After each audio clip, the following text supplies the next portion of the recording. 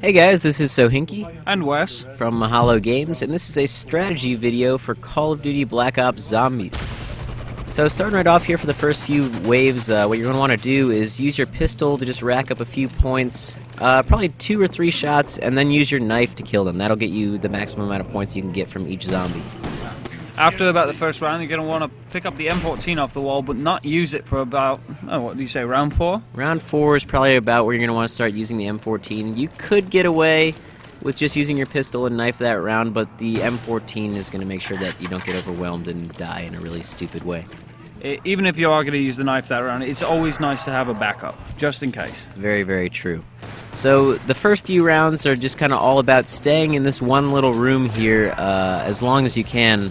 Really, if you can last until round 6 or 7 in just this room, it's a good idea because it's pretty easy to cover. There's only a few entrances, so as long as you can stay in this room, I would. When you get to about level 6, I believe, you're going to want to start looking for the power button. You're going to want to make it all the way around the stage one of the directions so you can find the random box. Because once you turn the power on, the light board shows up and it'll show you exactly where the random box is, so you don't have to do a lot of random searching. In addition, turning on the power also does things like allows you to activate traps, allows you to turn on the turret, and most importantly for this strategy video, it allows you to activate the teleporter, which is a very, very huge help. Yes, it is. And in fact, that is actually one of the things we found that for surviving into the later levels, it is a requirement that we found. Yeah, basically what the teleporter does, it warps you up to the projector room right above the actual theater. The cool thing about it is if you actually sit in the teleporter and kind of wait till you're surrounded and then activate it, it'll kill all the zombies standing right around you. Now, part of zombies is actually luck, really. Getting the really good items from the random box. The key is just racking up as much points as you can, so hopefully, one of the times you use it, you will get lucky and get the ray gun or the thunder gun. Explosives do wonders just because it'll knock off their legs and it's easier to get away from them. Yeah, in some of the earlier levels, like 10, 11, 12, the launchers, like the grenade launcher or the M79, they will kill all the zombies, but in later levels it'll just blow their legs off. But that helps a lot because they're so slow at that point. And you can actually, at the end of the round, you can keep a couple of them alive and use the random box or let the teleporter recharge. Very true. And one thing that you're going to want to remember is that the teleporter actually needs to be re-linked every single round. So what we found is the best solution is take one of these slower zombies, like a crawler, or if you've blown one in half and he's just kind of walking around, and leave him up. That way, especially if you get a teddy bear, which makes the random box change locations, you have as much time as you need to go find it. You can take the time to relink the teleporter, get that ready for the next round, and basically just prepare yourself for the onslaught.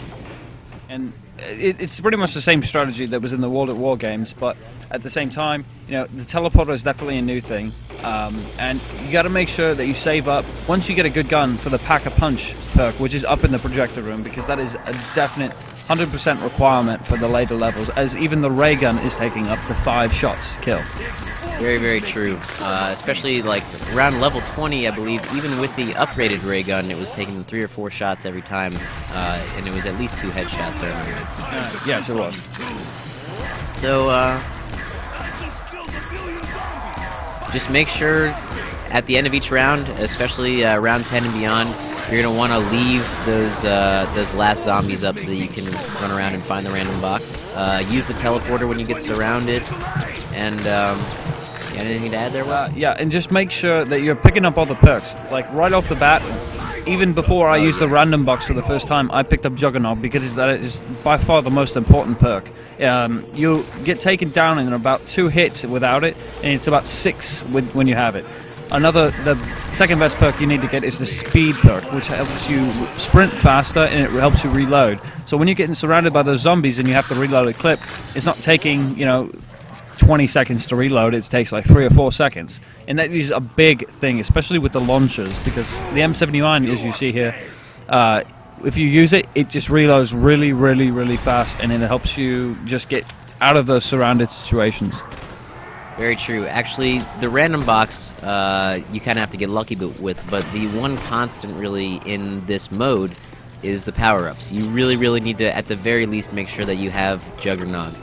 I know there was one of the dog rounds where I got hit 4 or 5 times and I still stayed up. So definitely good to have. On the dog rounds, that's something that we didn't cover. One of the things you want to do is really, I mean, every other round you don't really want to back yourself into a corner, but putting yourself in a corner against the dogs is smart. Not that many come at you at once, and when you're in the corner, it's actually really easy to dodge them. So it's good. You know where they're coming from, and they don't take that many hits to kill. No, that's right. Even in the later rounds, the dogs are still pretty easy. It's simply the earlier rounds that are harder because you don't have the good weapons that you're going to have in the later levels. So I think that's it. Stay tuned. We're going to be putting up the round that we actually developed these strategies when we got to round 22. So stay tuned for that. And yeah, thanks for watching. Make sure to comment, rate, and subscribe, guys. All right, enjoy. Thanks.